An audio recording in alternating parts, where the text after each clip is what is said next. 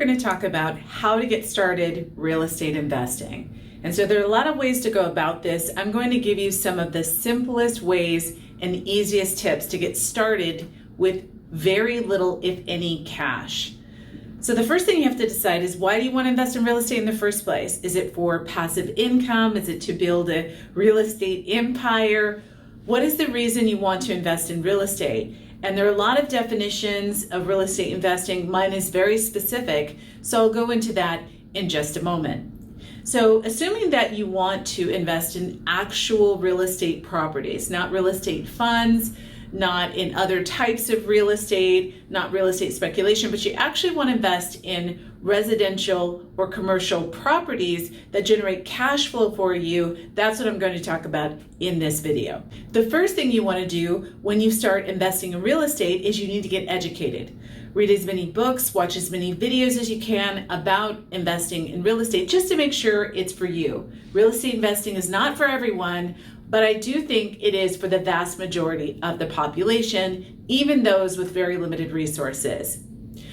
The first thing you want to do is find a location. And if you're a beginner in real estate, I would suggest that you start by looking at residential real estate, not commercial. Why residential? Because everyone needs a place to live. And so if you're looking at real estate as an investment and you're just starting out, start with either single family homes, small condos, even mobile homes can be something that you can invest in simply, easily, and very inexpensively.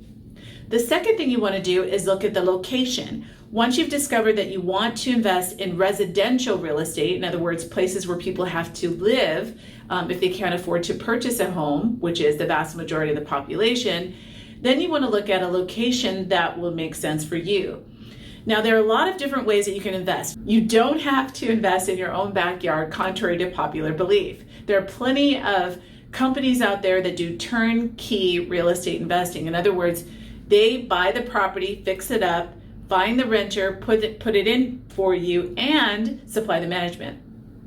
If that's something that you're interested in, that's the type of thing I like to do, because I don't like to manage properties on my own, and I never have managed my own properties. I would suggest going with a company like that. But first, make sure that you're not buying in a war zone. Do a little bit of research in the area. Now, does it have to be a place that you would live? Of course not. Not necessarily. There are people that live all over the country in every different neighborhood. So you really just want to make sure that it's not in an area that's going, that's a war zone or something that's actually going to get worse over time. After you've figured out the location, the next thing you want to look at is how you're going to fund the real estate. In other words, where are you going to come up with the money to buy the property? Now, there are multiple ways of doing this. I'm going to give you just a couple of quick examples of ways that we did it with zero down. The first thing you want to look at is, can you get seller financing of some sort? Usually you're going to need a down payment. If you don't have the down payment, there are several other places you can look. You can borrow, for example, from a life insurance policy, or you can get it from, say, home equity.